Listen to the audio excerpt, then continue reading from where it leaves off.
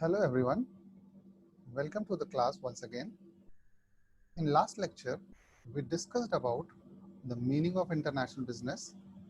We talked about the nature of international business and we also discussed the significance of international business. So what I hope from lecture 1 that you have got the basic understanding about international business. Now let's begin with the new topic of Unit 1 or Module 1, which is the drivers of international business. So before beginning the lecture for today, I will share with you the PPT. Right? I hope everybody will be able to see this. So today's topic is drivers of international business. I have enlisted almost 12 drivers of international business in this slide. तो drivers of international business का मतलब जो basically होता है वो ये है, वो सारी चीज़ें, वो सारी वजहें जिनकी वजह से जो है हमें इंटरनेशनल बिजनेस को करने में एंकरेजमेंट मिलती है, या वो फैक्टर्स जो हमारे इंटरनेशनल बिजनेस का एक्सेलरेटिंग फैक्टर होते हैं, वो रीजंस जिनकी वजह से हम सोचते हैं कि हमें इंटरनेशनल बिजनेस करना चाहिए, राइट। तो ये सारे ड्राइवर्स जो है हमें इंटरनेशनल बिजनेस के लिए या ये सारे ड्राइवर्स हमारे इंटरनेशनल बिजनेस के होते हैं। जैसे फॉर एग्जांपल फर्स्ट है होम मार्केट हैजर्ड्स लिमिट। ये एक बहुत ही इंपॉर्टेंट ड्राइवर है जो कि जो है इंटरनेशनल बिजनेस के लिए हमें encourage करता है। दूसरा है ग्रोथ इन मार्केट शेयर। तीसरा है हायर प्रॉफिट्स। चौथा है political stability. Next fifth is technology and communication. Next transportation. Next emerging markets, then demographics and LPG और liberalization, privatization and globalization. उसके बाद है access of production, then emergence of global institutions like WTO, IMF etc. then is cultural exchanges. तो ये सारे drivers जो हैं वो हम एक एक करके समझने की कोशिश करेंगे कि इनका मतलब क्या होता है, ये किस तरीके से हमारे इंटरनेशनल बिजनेस में हमको जो एक्सेलरेट करते हैं, या हमारे हमको लगता है कि जो है इन फैक्टर्स की वजह से जो है हम इंटरनेशनल बिजनेस की तरफ एंकरेज होते हैं, राइट। तो सबसे पहली चीज़ है हमारी होम मार्केट हैजर्ड्स लिमिट। तो होम मार्केट किस चीज़ को बोला जाता है? होम मार्केट वो जगह होती है, वो प्लेस होती है, वो रीजन होता है, वो सिटी होती है या वो कंट्री होती है जहाँ पे जो है हमारी कंपनी जो है अपना प्रोडक्शन स्टार्ट करती है, या वो जगह जहाँ पे कंपनी रजिस्टर होती है, या वो जगह जहाँ पे कंपनी का हेडक्वार्टर होता है। तो होम मार्केट, जैसे टाटा के लिए home market is India, Reliance के लिए home market is India, right. Similarly Google के लिए या टेक्सास इंस्ट्रूमेंट्स के लिए या आपके फेसबुक के लिए जो उसका होम मार्केट है that is US. Similarly China Huawei के लिए होम मार्केट क्या होगा? चाइना। और हुंडई के लिए या आपके सैमसंग के लिए होम मार्केट क्या होगा? South Korea, right. मित्सुबिशी जो है कहाँ की कंपनी है? जापान की, तो वो जो जापान उसके लिए होम मार्केट होगा। तो होम मार्केट जो है उसका अपना एक लिमिट होता है। आप एक सर्टेन पॉइंट के बाद जो है होम मार्केट में आप जो है वो अपना जो गुड्स या सर्विस को सेल आउट नहीं कर सकते हैं। जैसे मान लीजिए लखनऊ है, तो लखनऊ में जो है आप मान लीजिए लखनऊ की पॉपुलेशन जो है 50 लाख है, राइट। तो आप लखनऊ की पॉपुलेशन को जो है अगर आपको मोबाइल जो है बेचना है या सेल करना है, तो आप मान लीजिए 50 या 50 60 70 80 या उसके बियॉन्ड तो आप नहीं जा सकते हैं। तो अगर किसी कंपनी को लखनऊ रीजन को टारगेट करना है तो वहाँ की पॉपुलेशन प्लस 10 और 20% मोर, ठीक है। तो जैसे लखनऊ में 50 लाख पॉपुलेशन है, तो यहाँ पे जो है 50 लाख मोबाइल्स ही सेल कर सकते हैं, ज़्यादा से ज़्यादा 60 70। ऐसा तो नहीं है कि लखनऊ में आप 1 करोड़ मोबाइल बेच लेंगे, ठीक।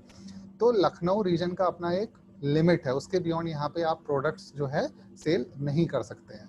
सिमिलरली इंडिया की भी अपनी एक लिमिट है, उसके बियॉन्ड आप इंडिया में सेल प्रोडक्ट का सेल नहीं कर सकते हैं। उसके बाद अगर आपकी कंपनी उससे ज़्यादा प्रोड्यूस कर रही है तो जाहिर सी बात है आपको जो है इंटरनेशनल मार्केट देखना पड़ेगा, इंटरनेशनल बिजनेस की तरफ बढ़ना पड़ेगा। तो होम मार्केट की अपनी एक लिमिट होती है, उसके बियॉन्ड आप वहाँ सेल नहीं कर सकते हैं। तो होम मार्केट की लिमिट किन वजहों से हो सकती है, उसके क्या रीजंस हो सकते हैं? पहला तो पॉपुलेशन साइज, वो हमको समझ में आ गया। जैसे एक एग्जांपल जो है आपको स्लाइड में दिख रहा है फिनलैंड का। फिनलैंड एक यूरोपियन कंट्री है और नोकिया जो है वो फिनलैंड की कंपनी है। फिनलैंड की पॉपुलेशन 55.2 लाख दी हुई है अकॉर्डिंग टू लेटेस्ट सेंसस 2019 का 18 का सेंसस है ये। तो जो है वहाँ पे जो है 55.2 लाख की पॉपुलेशन है। तो नोकिया जो है अगर 1 करोड़ या 2 करोड़ या 5 करोड़ मोबाइल्स का प्रोडक्शन कर रहा है, तो फिनलैंड में अगर उसको सेल करना है तो ज़्यादा से ज़्यादा 55 लाख या 60 लाख ही सेल कर सकता है। उससे ज़्यादा तो जो है उसकी वहाँ पे कैपेसिटी नहीं है सेल करने की, ठीक है। तो पॉपुलेशन साइज अगर उसका प्रोडक्शन 1 करोड़ 2 करोड़ मोबाइल का है, तो वो फिनलैंड के बियॉन्ड उसको देखना ही पड़ेगा, फिनलैंड के बाहर उसको जाना ही पड़ेगा, तभी वो अपने प्रोडक्ट्स को सेल कर सकता है। तो इसीलिए पॉपुलेशन साइज जो है हमारे होम मार्केट को लिमिट करता है, ठीक है।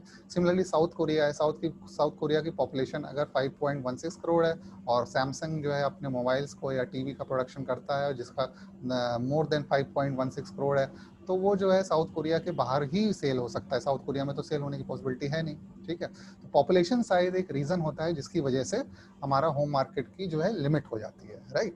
फिर नेक्स्ट फैक्टर जो कि हमारे होम मार्केट को लिमिट करता है वो है lower purchasing power. Lower purchasing power का मतलब ये होता है कि जो है उस कंट्री में रहने वाले लोगों की परचेजिंग कैपेसिटी जो है कम है, ठीक है। जैसे for example Apple iPhone manufacture करता है, तो एप्पल अगर जो है से फॉर एग्जांपल यूएस में बेस्ड है, और यूएस में कम लोग ही जो है अगर 1 लाख या 2 लाख के मोबाइल खरीद सकते हैं, ठीक है। और एप्पल आईफोन जो है वो बहुत ज़्यादा प्रोडक्शन हो रहा है, तो यूएस के बियॉन्ड जो है एप्पल को अपना मार्केट देखना ही पड़ेगा। उसको जो है साउथ अरेबिया में देखना पड़ेगा, आपके मिडिल ईस्ट कंट्री में देखना पड़ेगा, जापान में देखना पड़ेगा, यूरोपियन कंट्रीज में देखना पड़ेगा। तो अगर परचेजिंग पावर कम है और आपके प्रोडक्शन आपका जो है प्रोडक्ट ऐसा है जो हाई रेंज का है, तो जाहिर सी बात है आपको जो है कंट्री के बियॉन्ड, अपनी कंट्री के बियॉन्ड इंटरनेशनल बिजनेस की तरफ देखना ही पड़ेगा, हमारे। तो लोअर परचेजिंग पावर भी एक इंपॉर्टेंट फैक्टर होता है जो कि जो है हमें इंकरेज करता है इंटरनेशनल बिजनेस की तरफ जाएं और अपने बिजनेस को एक्सपैंड करें। नेक्स्ट होता है कंपनी इज इन मैच्योर और decline stage of product life cycle, ठीक है। इसका सबसे अच्छा एग्जांपल है कि मान लीजिए कि जो है कंपनी यूएस में जो है सीडी मैन्युफैक्चरिंग हो रही है, ठीक है। यूनाइटेड स्टेट्स जो है की कंपनी है कोई, और वो जो है सीडी मैन्युफैक्चरिंग कर रही है, ठीक। तो सीडी जो है यूरोप में भी चल रहा है, इंडिया में भी चल रहा है, लेकिन बहुत सारी जो है ऐसी अफ्रीकन कंट्रीज होंगी जहाँ पे सीडी अभी गई नहीं हुई, वहाँ पे अभी पुराने टेप रिकॉर्ड ही बज रहे होंगे, ठीक है।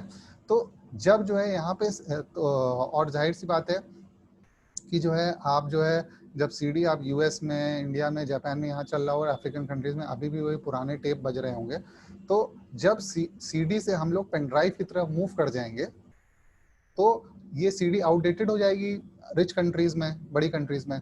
मगर ये सीडीज जो है अगर वो कंपनीज जो मैन्युफैक्चर कर रही हैं उनको बेचनी है, तो वो उन पुअर अफ्रीकन कंट्रीज में जाएंगी और जो है वहाँ पे इन सीडीज को सस्ते दामों में बेचेंगी और वहाँ पे वो रेडली टेक्नोलॉजी भी एक्सेप्ट हो जाएगी और वो लोग जो है टेप रिकॉर्ड से सीडी की तरफ बढ़ जाएंगे, ठीक है। तो इस तरीके से जो प्रोडक्ट्स जो है दूसरी कंट्रीज में, जैसे फॉर एग्जांपल यूएस में, यूरोप में जो है मैच्योर स्टेज में जो है होते हैं या डिक्लाइन स्टेज में होते हैं, वही डेवलपिंग या लीस्ट डेवलप कंट्रीज में इंट्रोडक्शन या ग्रोथ स्टेज में होते हैं। तो ये भी एक इंपॉर्टेंट फैक्टर होता है जो कि हमें इंटरनेशनल बिजनेस की तरफ एंकरेज करता है कि अगर हमारा प्रोडक्ट जो है हमारे होम मार्केट में नहीं बिक पा रहा है, तो हम उसको जो है लीस्ट डेवलप कंट्रीज में ले जाके बेचे, तो वहाँ पे जो है आराम से वो प्रोडक्ट जो है एक्सेप्ट हो जाता है, ठीक है। नेक्स्ट जो है आपका जो ड्राइवर है that is growth in market share. तो अगर जो है कंपनी का एक बहुत सारे ऑब्जेक्टिव्स होते हैं कंपनी का ग्रो करने के, तो उनमें से अगर एक जो है ऑब्जेक्टिव ग्रो करने का है कि we will grow through increase in our market share, ठीक है। तो हम ग्रो बहुत तरीके से कर सकते हैं, जैसे अगर हमको profit growth through profit increasing, ठीक है, ग्रोथ थ्रू मार्केट शेयर। तो मार्केट शेयर का मतलब क्या होता है, जैसे सैमसंग है, तो सैमसंग जो है अपना ग्रोथ करता है by selling large number of mobile phones, ठीक है। एप्पल क्या करता है, कम लोगों को जो है अपना जो है प्रोडक्ट जो है सेल करता है, मगर वो हायर प्राइस्ड होता है, ठीक है। तो हायर प्राइस और कम लोगों को जो है सेल आउट करना, ये एक स्ट्रेटजी हो सकती है, या कम दाम पे ज्यादा लोगों को सेल करना, ये एक दूसरी स्ट्रेटजी हो सकती है। तो अगर हमारी स्ट्रेटजी जो है सेकंड वाली है, यानी ग्रोथ इन मार्केट शेयर, हम कम दाम पे बेचें मगर मार्केट शेयर हमारा बहुत ज़्यादा हो, ठीक है, यानी ज़्यादा लोग जो है उसको, उस प्रोडक्ट को या सर्विस को यूज़ करें, तो वो हमारी स्ट्रेटजी हो सकती है ग्रोथ इन मार्केट शेयर, ठीक है। तो ये अगर हमको लार्ज लोगों को जो है सर्व करना है, बहुत सारी पॉपुलेशन को सर्व करना है, और हम जो है अपने मार्केट शेयर को इंक्रीज करके जो है अपने जो है ग्रोथ कंपनी की करना चाहते हैं, तो उसके लिए जो है हमें इंटरनेशनल बिजनेस की तरफ या इंटरनेशनल मार्केट की तरफ बढ़ना ही पड़ता है, ठीक है। तो जो है अगर हमारी ये स्ट्रेटजी है कि हम मार्केट शेयर इंक्रीज करके अपनी कंपनी का ग्रोथ करना चाहते हैं, तो हम जो है इंटरनेशनल बिजनेस की तरफ हमको बढ़ना ही पड़ता है, ठीक। तो ये भी एक इम्पॉर्टेंट ड्राइवर होता है जो कि जो है हमें इंटरनेशनल बिजनेस की तरफ एंकरेज करता है। तो उसके लिए जो है, जैसे एक एग्जांपल है कोका कोला का, तो कोका कोला ने ऑलमोस्ट बहुत सारी कंट्रीज में जो है वो अक्रॉस द ग्लोब अपने बॉटलिंग प्लांट्स लगा दिए हैं, ठीक। और वो कम प्राइस पे जो है उन सारी कंट्रीज में सेल करता है अपने प्रोडक्ट्स को, और लार्ज मार्केट शेयर उसने कैप्चर कर रखा है, और इसके थ्रू वो अपनी कंपनी की ग्रोथ इंश्योर करता है। फिर नेक्स्ट ड्राइवर है आपका हायर प्रॉफिट। तो जिस तरीके से मार्केट शेयर कैप्चर करके ग्रोथ करना जो है एक कंपनी की स्ट्रेटजी हो सकती है, उसी तरीके से हायर प्रॉफिट अर्न करके जो है ग्रो करना भी एक कंपनी की स्ट्रेटजी हो सकती है। और ये स्ट्रेटजी और ये जो है ऑब्जेक्टिव पूरा हो, तो ये भी एक ड्राइवर होता है जो कि हमें इंटरनेशनल बिजनेस के लिए जो है हमें एंकरेज करता है। जैसे फॉर एग्जाम्पल इंडिया का केस लें, तो IT कंपनीज जैसे हमारी हैं, इन्फोसिस है, HCL है, विप्रो है, कॉग्निजेंट है, CTS है, CTS कॉग्निजेंट। तो ये सारी कंपनीज जो है अगर अपने प्रॉफिट्स को इंक्रीज करना चाहती हैं, तो वो यूरोपियन मार्केट में या US मार्केट में या जापानीज मार्केट में अपने प्रोडक्ट्स को जो है सेल करती हैं, और उसके थ्रू डॉलर्स या पाउंड्स में अर्निंग करके अपने प्रॉफिट्स को हायर शो करती हैं, ठीक है। तो इस तरीके से भी जो है अगर हायर प्रॉफिट्स अर्न करना अपना एक मेजर ऑब्जेक्टिव है, तो आप सिर्फ अपने होम रीजन में सेल करके जो है अपने प्रॉफिट्स को हायर नहीं कर सकते हैं। आपको इंटरनेशनल बाउंड्रीज या इंटरनेशनल मार्केट में भी जाके अपने प्रोडक्ट्स को सेल करना होता है, और उसके थ्रू अपने हायर प्रॉफिट्स को आप अर्न कर सकते हैं। और ये स्पेशली ट्रू होता है इंडियन IT कंपनीज के साथ में, जहाँ पे जो है अगर वो लोग जो है डॉलर्स में अर्न करते हैं, तो वो अल्टीमेटली रुपीज में आके जो है हायर प्रॉफिट शो हो जाता है। फिर जो है पॉलिटिकल स्टेबिलिटी। तो पॉलिटिकल स्टेबिलिटी जो है वो भी बहुत इंपॉर्टेंट जो है फैक्टर है या ड्राइवर है जो कि इंटरनेशनल बिजनेस की तरफ एंकरेज करता है। जैसे मान लीजिए कि मैं जो है किसी कंपनी का जो है मालिक हूँ, ठीक है, या आप किसी कंपनी के मालिक हैं, तो आप ऐसी जगह पे ही जो है, ऐसी कंट्री में, ऐसे रीजन में ही बिजनेस करना चाहेंगे जहाँ पे जो है जल्दी जल्दी या फ्रीक्वेंट जो है पॉलिसी चेंजेस ना हो। ऐसा ना हो कि जो है आपको बोला गया आज की डेट में, मान लीजिए कि आप US जा रहे हैं और US में अपना बिजनेस करने के लिए जा रहे हैं इंडिया से, और आज की डेट में जो पॉलिसी है वो कहती है कि आपको जो है 2% या 3% टैक्स देना होगा, ठीक है। और जैसी दूसरी गवर्नमेंट आ जाती है या उसके 1 महीने 2 महीने बाद, या दूसरी गवर्नमेंट नहीं भी आती है, वो सेम गवर्नमेंट है, मगर उसके जैसी आपने जो है मान लीजिए 2% 3% टैक्स वाले रूल को फॉलो करते हुए अपने बिजनेस करना स्टार्ट किया, और पता चला 3 महीने 4 महीने बाद वही जो है पॉलिसी चेंज हो जाती है और आपको 10% या 20% टैक्स के लिए जो है बोल दिया जाता है, ठीक है। तो इस तरीके की जो मतलब फ्रीक्वेंट चेंजेस इन पॉलिसी होती है गवर्नमेंट की, वो जो है अनस्टेबल पॉलिसी कहलाती है, ठीक है। तो वो जो है ऐसी जहाँ पे जो है आपको पॉलिसी की स्टेबिलिटी नहीं मिलती है, वहाँ पे जो है लोग बिजनेस करना पसंद नहीं करते हैं। तो जहाँ पे जो है हमको पॉलिटिकल स्टेबिलिटी मिलती है, पॉलिटिकल स्टेबिलिटी का मतलब होता है, it basically means continuation of same business and economic policy for long time period. तो जहाँ पे जो है लंबे समय तक जो है हमको same continuation of the business policy रहती है, हमारे टैक्स रेट जल्दी नहीं चेंज होते हैं, हमारे रूल्स रेगुलेशंस जो है बहुत जल्दी जल्दी या फ्रीक्वेंटली चेंज नहीं होते हैं। तो वहाँ पे हमको जो है अपनी प्लान्स को जो है अपनी चीज़ों को, अपने बिजनेस को, हर चीज़ को प्लान आउट करने का जो है हमको प्रॉपर मौका मिलता है, और हम अपनी लॉन्ग टर्म स्ट्रेटजी जो है फ्रेम आउट कर सकते हैं। अगर जल्दी जल्दी पॉलिसी चेंज होंगी तो हमें भी अपनी पॉलिसी चेंज करनी पड़ेगी, और वो हमारे लिए जो प्रॉब्लमेटिक हो जाता है, ठीक है। और इकोनॉमिक पॉलिसी के अलावा भी जो है हमें जो है पॉलिटिकल सेटअप भी देखना होता है कि बार बार जो है अगर फ्रीक्वेंटली गवर्नमेंट जो है चेंज हो रही है, मतलब मान लीजिए कि हमारी कंट्री में 5 साल में जो गवर्नमेंट जो है चेंज होती है, लेकिन अगर हमारे 5 साल के बजाय हर 1 साल में 2 साल में जो है गवर्नमेंट गिर जा रही है, तो वो भी जो है एक बहुत ही डिस्करेजिंग फैक्टर होता है बिजनेस करने के लिए।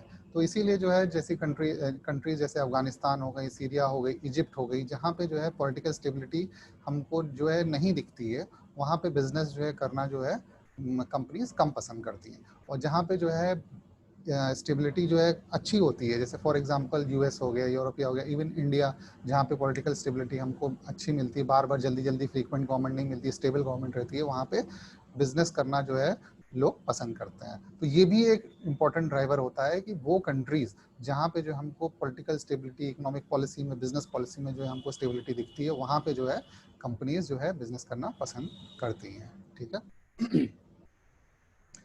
नेक्स्ट है आपका टेक्नोलॉजी एंड कम्युनिकेशन। तो one of the principal drivers of international business जो होता है वो है टेक्नोलॉजी एंड कम्युनिकेशन।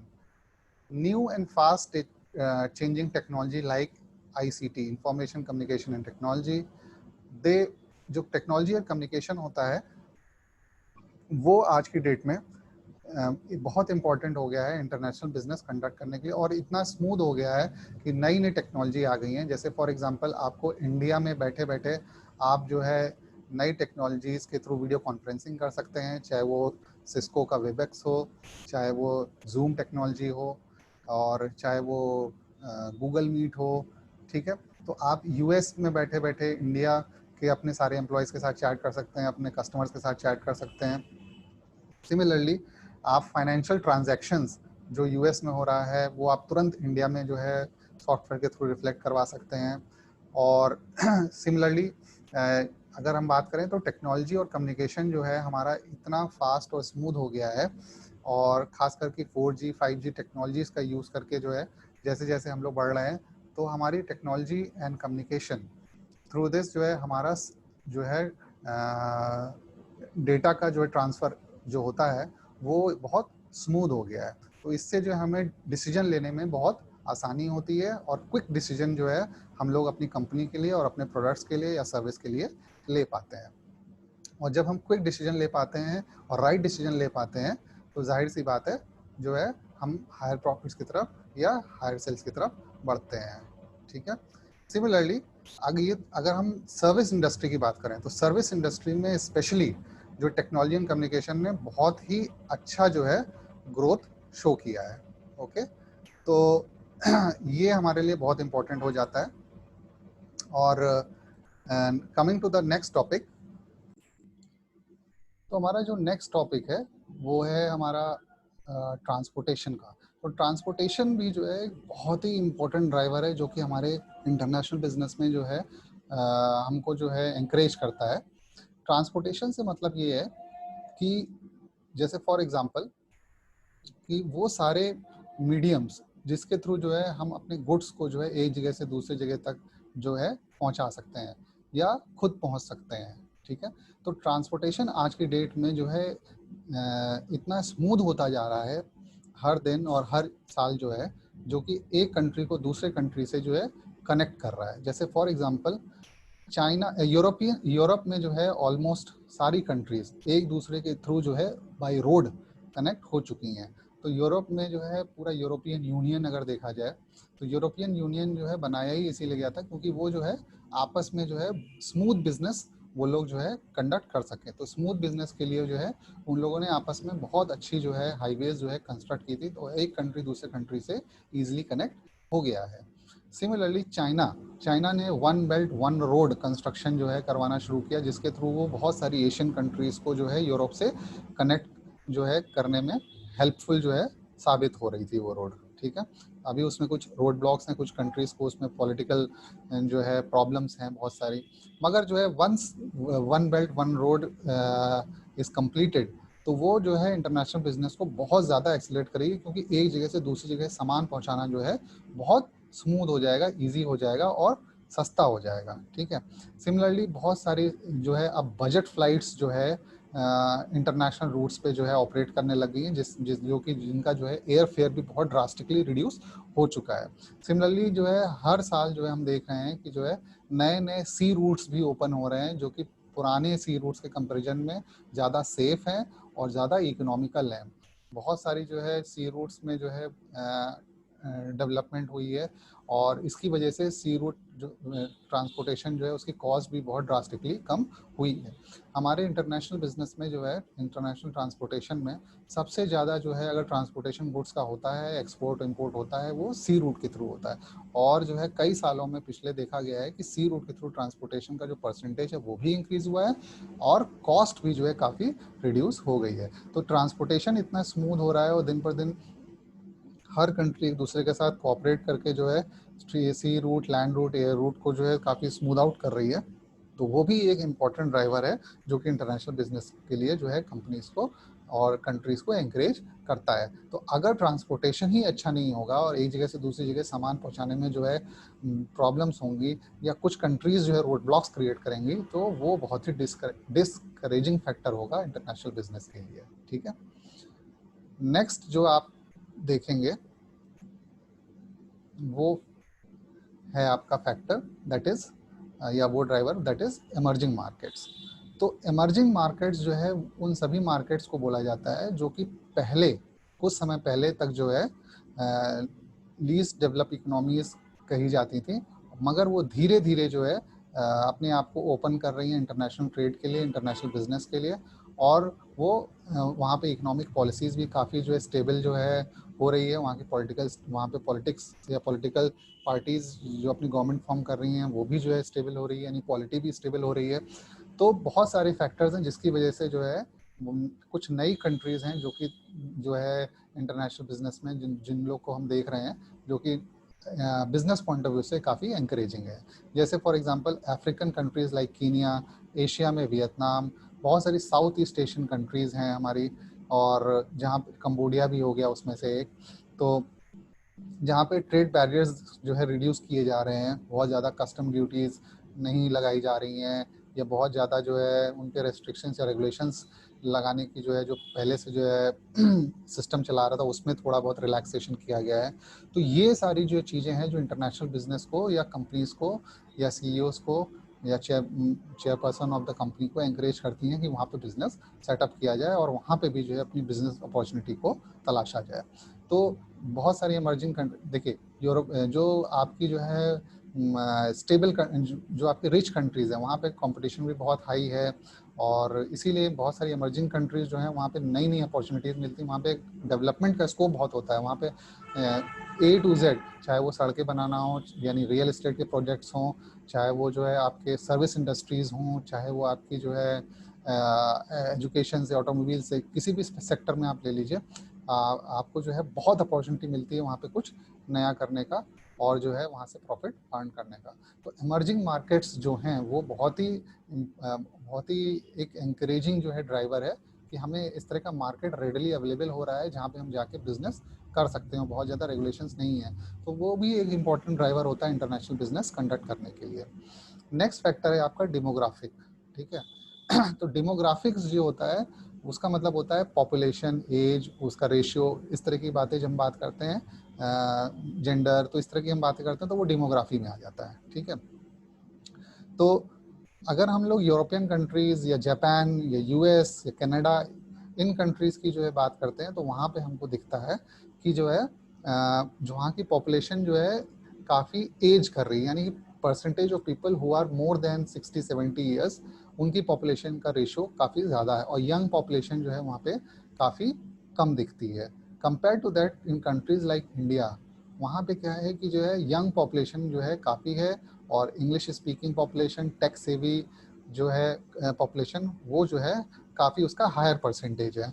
तो इस वजह से भी बहुत सारी जो इंटरनेशनल कंपनीज़ हैं वो जो है इंडिया में बिज़नेस करना पसंद करती हैं, और इंडिया में बिज़नेस करने की वजह से उनको जो है बहुत सारा इस तरह से फ़ायदा होता है कि उनको जो है बहुत ही अच्छी क्वालिटी ह्यूमन रिसोर्स जो है बहुत ही लेस कॉस्ट में जो है मिल जाती है। तो डेमोग्राफी भी जो है एक इम्पॉर्टेंट फैक्टर होता है जो कि जो इंटरनेशनल कंपनीज को दूसरी कंट्रीज में जाके बिजनेस करने के लिए इंकरेज करता है। ठीक है, तो ये तो सिर्फ हायरिंग की बात हो गई। इसके अलावा डेमोग्राफिक और भी तरीके से आपको इंकरेज कर सकता है कि जैसे फॉर एग्जांपल आप जो है आपकी कंपनी ऐसी है जो कि सीनियर सिटीजन्स को जो है के प्रोडक्ट्स जो है बनाती है। ठीक है, तो जाहिर सी बात है अगर आपको इंडिया में ज़्यादा सीनियर सिटीजन्स नहीं मिलते हैं या जो ऐसी कंट्रीज जहाँ पे सीनियर सिटीजन का रेशियो कम है, तो वहाँ पे आप बिजनेस करने की बजाय ऐसी कंट्रीज में ज़्यादा करना पसंद करेंगे जहाँ पे सीनियर सिटीजन का रेशियो परसेंटेज बहुत ज़्यादा होगा, राइट। तो डेमोग्राफी जो है इस तरीके से जो है आप एक बहुत ही इंपॉर्टेंट फैक्टर है इंटरनेशनल बिजनेस को एंकरेज करता है जी, ठीक है। नेक्स्ट फैक्टर जो बहुत ही इंपॉर्टेंट फैक्टर है that is LPG, liberalisation, privatisation and globalisation. तो लिबरलाइजेशन का मतलब क्या होता है? लिबरल का मतलब होता है कि आपकी जो इकोनॉमिक पॉलिसीज हैं कंट्री की, ठीक है, वो बहुत रिजिड ना हो। जैसे फॉर एग्जांपल कि अगर इंडिया में कोई कंट्री जो है, इंडिया में कोई कंपनी जो है अपना बिजनेस सेटअप करने आती है, तो ऐसा ना हो कि उसको जो है रजिस्टर कराने के लिए या उसको इंडिया में बिजनेस करने की परमिशन लेने के लिए उसको जो है 20, 30, 25 ऑफिस में जाके राउंड लेना पड़े, और जो है उसको एक महीने, मतलब उसको 6-6 महीने या 1-1 साल लग जाए वो अपने जो है बिजनेस को करने के लिए, जो है उसको परमिशन मिलने के लिए, ठीक है। तो पॉलिसीज जो है लिबरल हों, ठीक। लिबरल का मतलब होता है कि उसको जो है बहुत ही क्विक, फास्ट और कम रूल्स एंड रेगुलेशंस में होते हुए उसको परमिशन दे दी जाए बिजनेस करने के लिए, ठीक है। और दूसरी चीज होती है कि जब आप लिबरल करना शुरू करते हैं, लिबरल का मतलब, लिबरल एक बहुत ही ब्रॉड टर्म है, वो स्पेशली जो है पॉलिसी से रिलेटेड होता है कि किसी भी गवर्नमेंट की जो है पॉलिसी इतनी रिजिड ना हो जो कि बिजनेस को डिस्करेज करें। जैसे फॉर एग्जांपल, अगर जो है कंपनी ये बोले कि कोई भी कंपनी अगर इंडिया में आती है, गवर्नमेंट की मान लीजिए ये पॉलिसी, कोई भी कंपनी अगर इंडिया में आती है और उसको 20% टैक्स देना पड़ेगा, ठीक है। और अगर इसी पॉलिसी को चेंज करके जो है हम कह देते हैं कि 20% नहीं, आप जो है 5% टैक्स देंगे, मगर आप जो है इंडिया को जो है इंडियन एम्प्लॉयज़ को काफ़ी हायर करेंगे, ठीक है। तो ये एक तरीके का लिबरल पॉलिसी, उसमें दोनों का फायदा है, मतलब कि इंडिया को एम्प्लॉयमेंट भी मिल जाता है और इंडियन पॉपुलेशन को एम्प्लॉयमेंट भी मिलेगा, और वहाँ की कंट्री को, वहाँ की बाहर की कंपनी को जो है कम टैक्स देना पड़ेगा, ठीक है। तो ये एक लिबरल पॉलिसी हो गई, ठीक। फिर प्राइवेटाइजेशन, प्राइवेटाइजेशन का मतलब होता है कि गवर्नमेंट अपने जो है जितने भी जगह पे जो है गवर्नमेंट के जो रूल्स रेगुलेशंस लगते थे, या गवर्नमेंट की जो कंपनीज थी, ठीक है, गवर्नमेंट जिन भी सेक्टर्स में ऑपरेट करता था, उन सेक्टर से गवर्नमेंट जो है अब जो है एंकरेज करेगा कि प्राइवेट सेक्टर भी अपना रोल प्ले करे। जैसे for example, at the time of independence of India up till 1990s, government of India almost India के सारे सेक्टर में जो है ऑपरेट करता था, चाहे वो एजुकेशन हो, चाहे वो रेलवेज हो, चाहे वो टेलीफोन हो, चाहे वो सिक्योरिटी, चाहे वो डिफेंस हो। तो जो भी सेक्टर आप ले लीजिए, गवर्नमेंट ऑफ इंडिया एक टाइम पे इवन ब्रेड भी मैन्युफैक्चर करती थी। गवर्नमेंट की कंपनीज होती हैं जो ब्रेड मैन्युफैक्चर करती है, गवर्नमेंट कंपनीज थी जो टीवी बनाती थी, ठीक है। तो प्राइवेटाइजेशन का मतलब ये होता है कि गवर्नमेंट ऑफ इंडिया जो है धीरे धीरे कोशिश ये करे कि वो पॉलिसी मेकिंग की तरफ रहे, और जो भी स्ट्रेटजिक जो है जो भी स्ट्रेटजिक पॉइंट ऑफ व्यू से जो सेक्टर्स इंपॉर्टेंट हैं, केवल उसी पे फोकस करे, बाकी सारे रीजन्स, बाकी सारे जो है सेक्टर जो है वो प्राइवेट सेक्टर के लिए ओपन कर दे। जैसे फॉर एग्जांपल डिफेंस का सेक्टर हो गया, तो वो एक स्ट्रेटेजिक सेक्टर हो सकता है, ठीक है। एटॉमिक पावर हो गया, या आपका स्पेस रिसर्च हो गई, तो वो सारे रीजन्स हो गए, सेक्टर्स हो गए जो कि जो स्ट्रेटजिक पॉइंट ऑफ व्यू से इंपॉर्टेंट है। तो गवर्नमेंट ऑफ इंडिया जो है उन पे फोकस करे, बाकी चाहे वो रेलवेज हो जाए, चाहे वो जो है टेलीफोन हो जाए, चाहे वो कम्युनिकेशन हो जाए, और चाहे वो पेट्रोलियम हो जाए, ये सारे सेक्टर्स जो है गवर्नमेंट ऑफ इंडिया प्राइवेटाइजेशन के लिए जो है एंकरेज करे या प्राइवेट सेक्टर को उसमें रोल प्ले करने दे, ठीक है।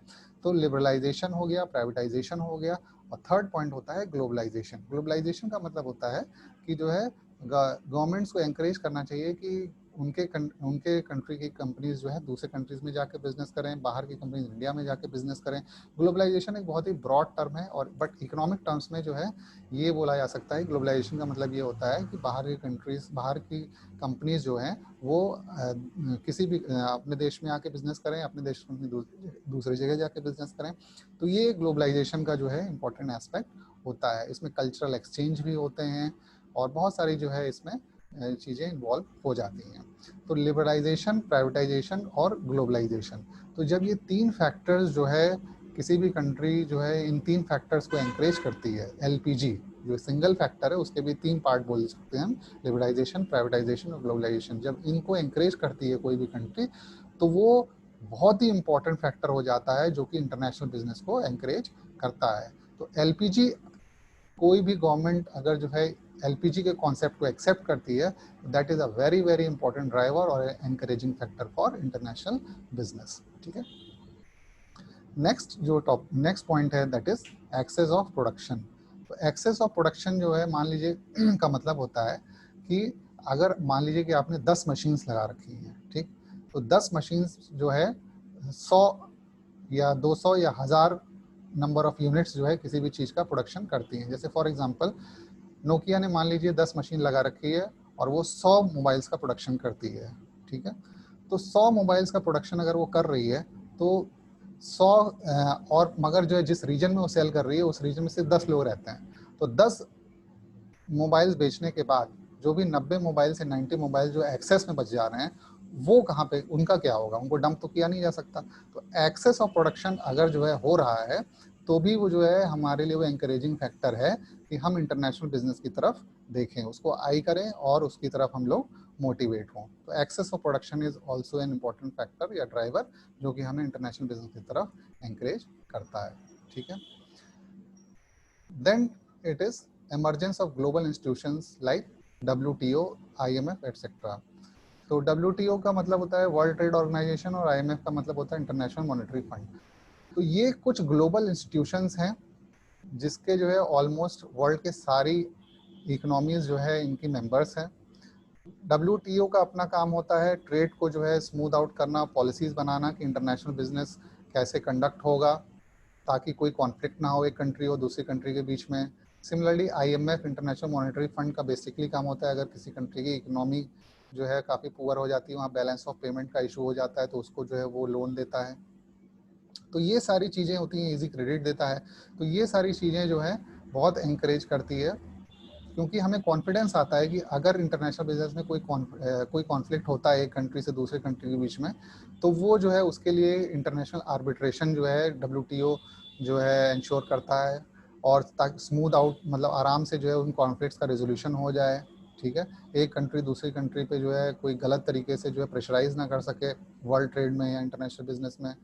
तो WTO हो गया, IMF हो गया, ये सारे जो है इंस्टीट्यूशंस जो हैं वो ग्लोबल इंस्टीट्यूशंस हैं और ये इंश्योर करने की कोशिश करते हैं कि इंटरनेशनल बिजनेस जो है वो बहुत ही अच्छे से स्मूथली चल सके।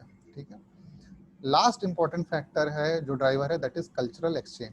जैसे जैसे जो है ट्रैवलिंग जो है एक कंट्री से दूसरी कंट्री जो है इजी होती गई, वैसे वैसे जो है बहुत सारे लोग जो है एक कंट्री से दूसरी कंट्री जो है गए, वहाँ की चीज़ों को अप्रिशिएट किया।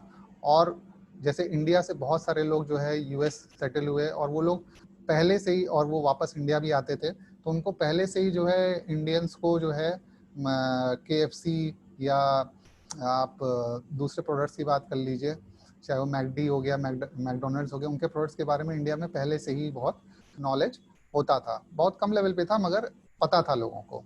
ठीक है। तो जैसे जैसे ट्रैवलिंग जो है एक कंट्री से दूसरी कंट्री बढ़ती गई, वैसे वैसे हम लोग और जो है कम्युनिकेशंस अलग अलग मीडियम्स के थ्रू ओपन होते गए, वैसे वैसे हम लोग जो है इंटरनेशनल प्रोडक्ट्स को भी अप्रिशिएट करने लग गए।